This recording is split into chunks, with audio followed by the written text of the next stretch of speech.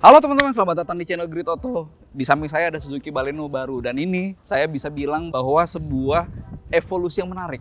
Ini harganya nih dibanding yang lama sama yang sekarang yang current model itu yang manual naik sekitar 10 jutaan. Sementara yang matic itu nggak lebih dari 9 jutaan. Tapi dengan kenaikan harga yang sangat amat tipis itu untuk sebuah mobil yang udah 250 jutaan lebih gitu ya. Ini punya banyak perubahan yang bisa jadi nih teman-teman lebih menarik dibanding Yaris atau City hatchback. Ulasannya seperti apa? Ikuti kami terus.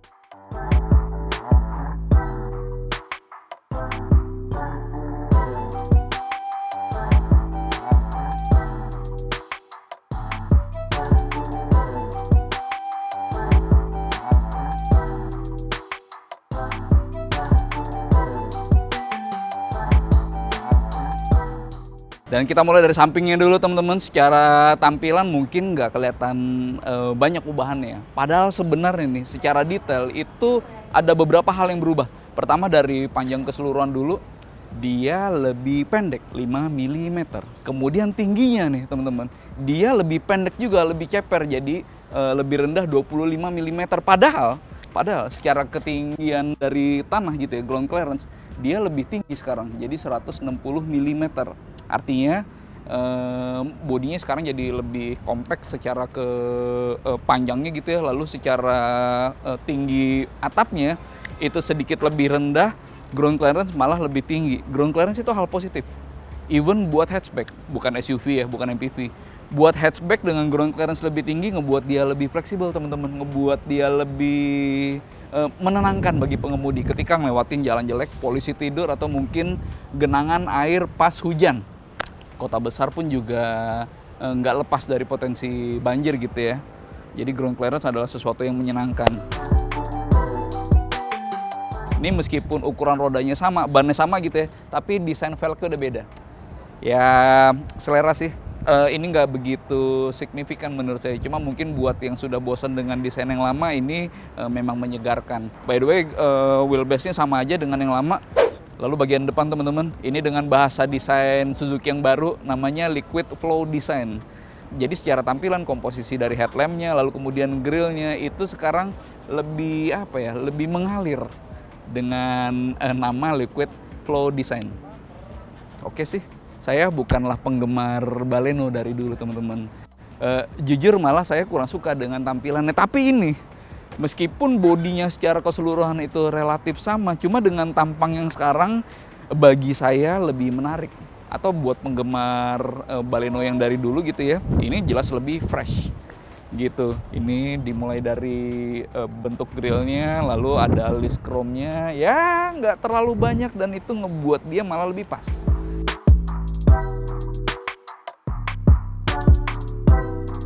Dan headlampnya teman-teman, ini sudah dengan proyektor LED. Jadi ya nggak hanya soal kelihatan lebih modern gitu ya, tapi juga hemat energi dan sinarnya pun juga lebih bagus. Lalu ada 3-point signature-nya nih, ini jadi kayak DRL. Tapi memang sayangnya adalah sign-nya itu masih boh lamp. Nah, fog lamp sudah LED, light emitted diode. Jadi ya bagi saya secara keseluruhan headlampnya, fog lampnya, grillnya, sama listnya gitu ya, ya ngebantu banget untuk ngebuat dia lebih enak dilihat. Ini sih lebih oke dibanding sama yang lama gitu. Ini jauh lebih oke secara desain. Oke, saya mau kasih lihat yang di bagian belakangnya sekarang. Di bagian belakang teman-teman. Dan by the way tadi saya mungkin belum sebut nih, ini ada krom-kroman di garis bahu baru. Dan ini efektif buat ngebuat dia terlihat lebih elegan. Chrome memang selalu jadi andalan bagi banyak pabrikan untuk ngebuat mobil terlihat lebih elegan, dan menurut saya ini sukses membuat Baleno jadi kelihatan kayak lebih mahal gitu ya. Nah, di bagian belakang rear spoiler, lalu kemudian nih komposisi dari stop lampnya juga baru, termasuk ada 3-point signature ini. Cuma ini bukan DRL ya teman-teman ya, udah jelas. Lalu desain bumpernya pun juga lebih baru. Tapi secara keseluruhan di bagian belakang yang paling saya notice adalah dia sekarang udah nggak senungging Baleno yang dulu lagi teman-teman. Baleno terakhir facelift di 2019. Bahkan yang 2019 pun proporsinya, desainnya itu secara personal bukan selera saya, cuma yang ini termasuk bagian belakangnya lebih enak dilihat gitu. Ini mindset saya dari tadi nih teman-teman, mungkin teman-teman bisa memakai perspektif saya. Ini kenaikan harganya nggak signifikan buat saya ya, nggak lebih dari 10 juta baik yang manual atau yang matic, tapi sudah dapat banyak perubahan yang bahkan di eksterior. Karena di interior buat saya itu akan lebih lebih mengasihkan lagi ubahannya. Kita langsung aja masuk ke interior. Ini dimulai dari pintunya sudah dengan keyless entry, lalu nanti nyalain mesinnya juga sudah dengan tombol start stop. Jadi ya enak banget kalau buat ngantongin kunci, praktis. Dan di interior teman-teman sekarang sudah dengan bahasa desain baru, termasuk dashboard. Cuma warnanya ini ada biru-birunya nih. Saya kemarin sempat ngebahas Mazda 2 sedan dan saya memang agak kurang sreg dengan warna biru ini buat interior, nggak hanya di dashboard tapi juga di trim gitu ya. Kalau saya pribadi secara personal mendingan hitam sekalian, lebih elegan gitu. Dan saya mesti tutup dan nyalain dulu mesinnya teman-teman, karena ada beberapa fitur yang perlu ditunjukin dan itu baru bisa muncul ketika mesin nyala, yang dimulai dari sekarang sudah ada layar head unit. Bukan head unit, HUD. Ada head up display. Nah, head up display itu infonya akan sangat membantu ketika pengemudi sedang berjalan, karena kepala nggak perlu turun gitu ya. Jadi pantauannya benar-benar dalam sudut yang mudah dilihat oleh pengemudi. Di situ ada RPM, ada kecepatan, juga ada jam. Jadi ini adalah sesuatu yang nggak hanya feel-nya dapat secara modern gitu ya, tapi juga sangat bagus buat keselamatan. Gitu, mesinnya saya nyalain dulu. Nah, selain desain dashboardnya, desain setir juga sekarang berubah nih di shape. Yang ini lebih datar ya bagian bawahnya, dan ini mirip seperti yang ada di R3 Hybrid teman-teman. Gitu, setirnya kulit, enak dipegang, enak dilihat, dan teman-teman tahu di sini buat pengaturan teleponi, audio, lalu di sebelah kanannya ada cruise control. Gitu, fiturnya banyak banget. Saya belum sebut termasuk sekarang airbag nggak hanya 2 tapi ada 6. Istimewa buat, sekali lagi nih, harga mobil yang naiknya nggak lebih dari 10 juta. Sebelumnya hanya depan 2, tapi kalau sekarang ada side, ada curtain. Jadi kanan kiri totalnya ada 6. 2 di depan, 2 di samping, dan 2 di korden. Nah, yang perlu diingat adalah ini sekarang sudah ada side airbag kan yang di bangku, sehingga ini perlu perlu diperhatikan lebih jauh buat teman-teman atau pemilik Baleno baru yang pengen ganti material pelapisnya. Kalau masangnya nggak bener, perlindungan yang ada di side airbag ini nggak optimal mengembangnya gitu sih. Tapi dengan bahan yang sekarang pun kayaknya nggak masalah ya. Ini ada motif baru, fabric nggak terasa lebih mahal, nggak terasa semahal kulit gitu ya. Tapi ini pun saya pribadi nggak masalah sih gitu. Termasuk dengan bentuknya sekarang lebih enak nih buat menopang ketika mobil lagi belok. Nih sayap di sini teman-teman. Enak kalau misalnya mobil lagi nikung kencang, kita dorong ke samping gitu ya, dan ini menahan dengan baik. Gitu. Sayangnya, ini ada yang sayang nih. Di tengah banyaknya penambahan fitur, ini head unit teman-teman, dimensinya malah mengecil lebarnya. Yang sebelumnya 7 inci sekarang 6,8 inci. Sayang sekali. Yang makin terasa sayangnya adalah ini frame-nya gede nih. Artinya kalau misalnya diisi dengan layar yang lebih besar memungkinkan, dan karena frame yang tebal ini ngebuat head unit ini kelihatan makin kecil, meskipun dia memang kecil gitu ya, semakin mengecil bahkan gitu. Cuma untungnya adalah dia sekarang sudah ada smartphone link yang ada Apple CarPlay, ada Android Auto juga, jadi bener-bener memudahkan ketika berjalan gitu. Asik ya.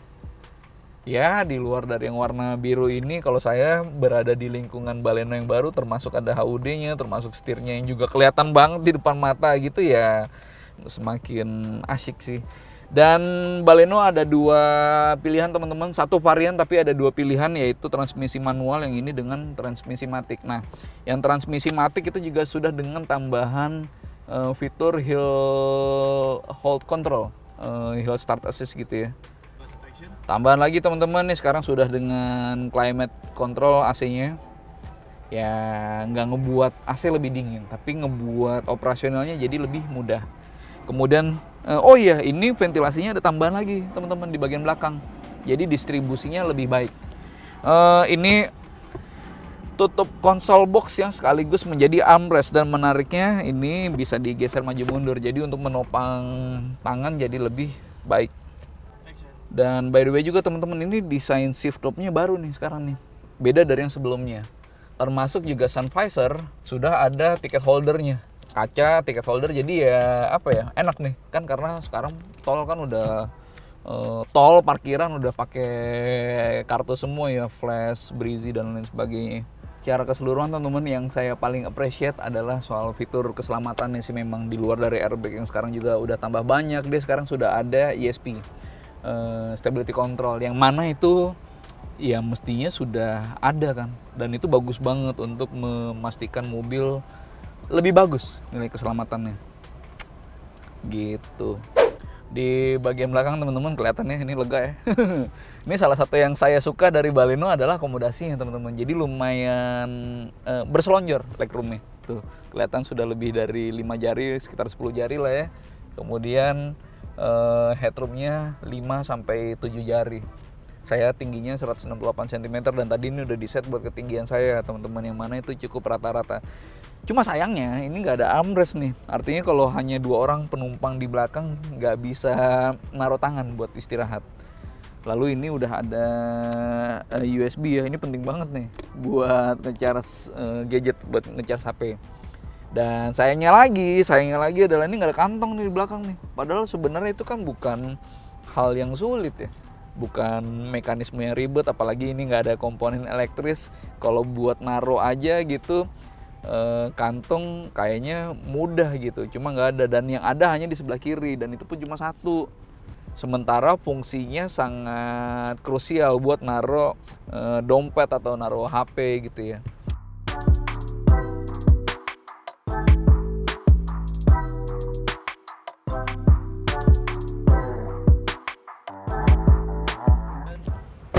Dan satu hal terakhir dan gak kalah penting dari perubahan Baleno adalah soal mesinnya teman-teman.